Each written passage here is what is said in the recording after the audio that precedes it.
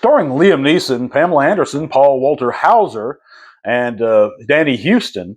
2025's The Naked Gun did make me laugh, but is it a good picture? We're going to be talking about this spiritual successor to the original 90s film starring Leslie Nielsen this week on MATsterpiece Theater.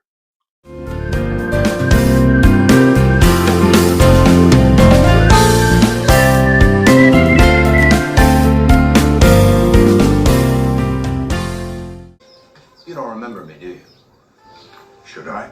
My brother, you shot him in the name of justice. There can literally be thousands of people. Shot him in the back as he ran away. Hundreds. Unarmed. At least 50. He was white.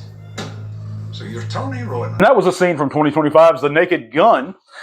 This film was directed by Akiva Schaffer, and the producer was Seth MacFarlane.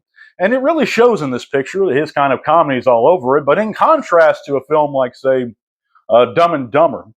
This film, well, in it, the entire world, in its universe, is silly and we laugh at it. Unlike Dumb and Dumber, where we just laugh at the two main stars, or the protagonists of the film, where the rest of the world is serious. This sort of comedy is not for everyone, guys. It's filled with double entendre jokes, slapstick, and just all-around wackiness. But if you do like that kind of comedy, this is going to be right up your alley. I laughed seriously about 4 or 5 times during this picture, and it is an occasionally funny movie. It would be a frequently funny movie if you were a little intoxicated.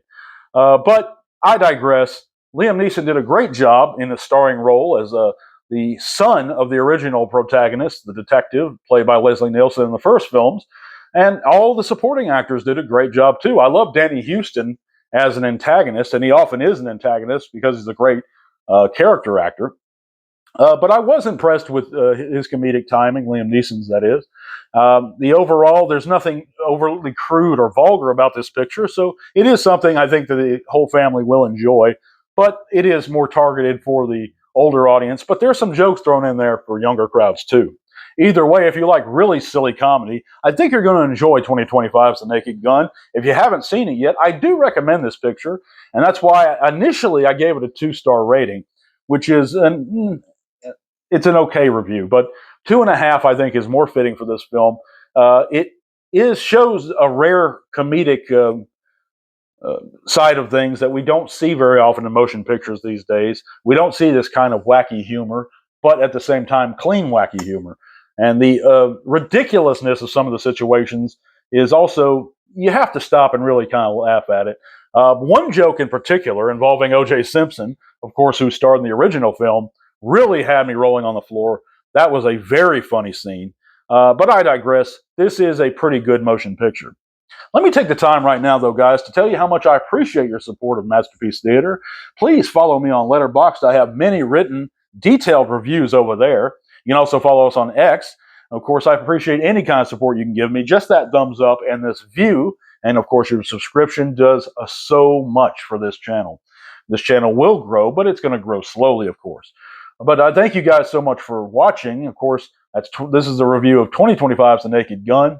I think Akiva Goldsmith did a great job in directing. Akiva Schaffer, I'm sorry.